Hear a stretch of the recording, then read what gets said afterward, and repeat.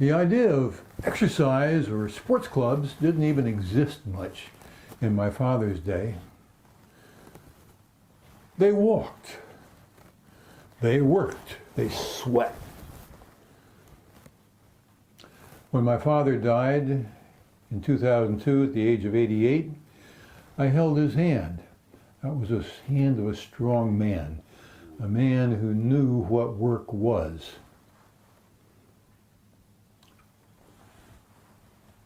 My childhood was kind of like that.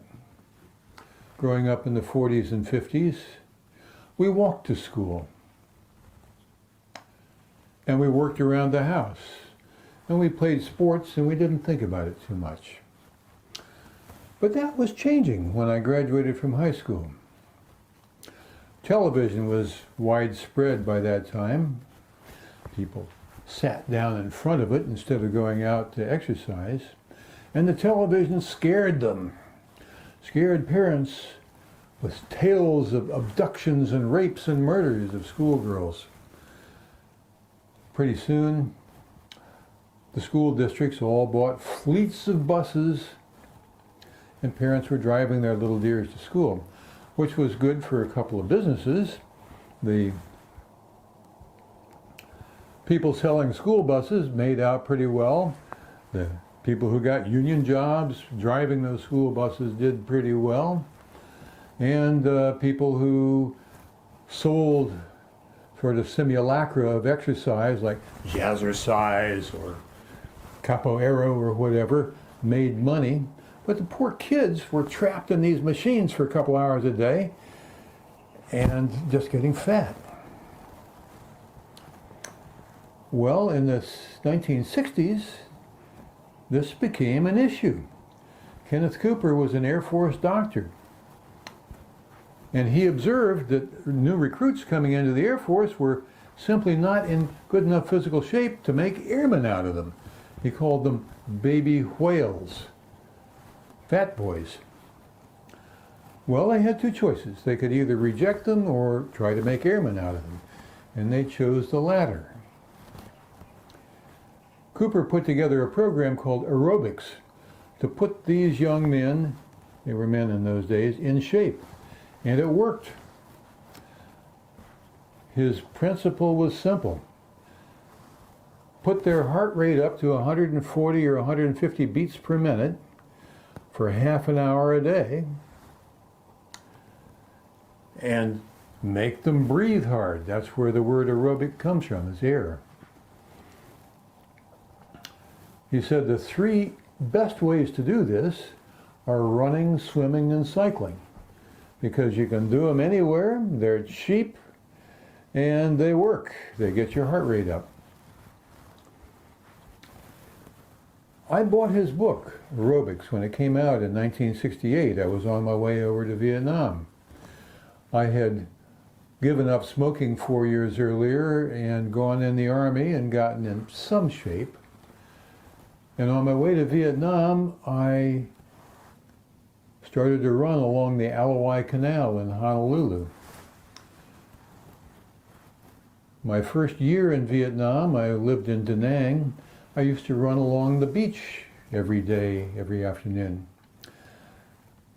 I got a lesson in physical condition.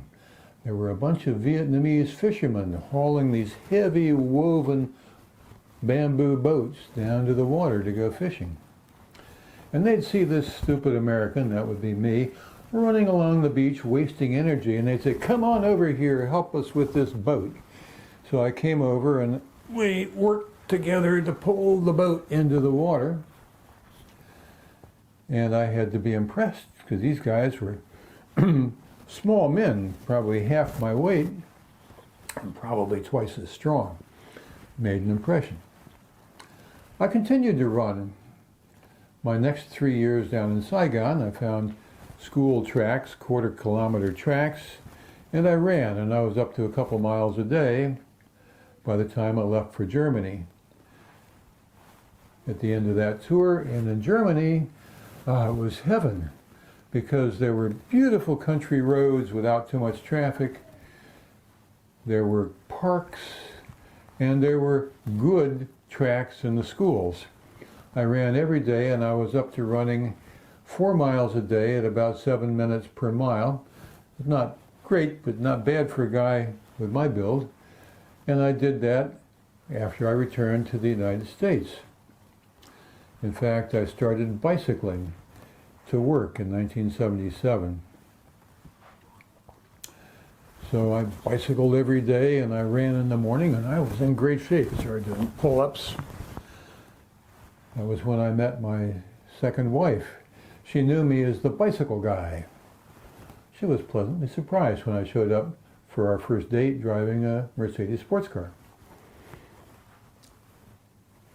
So that marriage got underway in 1986. Daughter number 2 was sitting on my knee, and I stood up, and there was a shot of pain in my knee, and my knee remained bent for the next couple of days. I went to see the doctor, and they said, arthroscopic surgery. You have bunged up your cartilage in your knee too badly by running.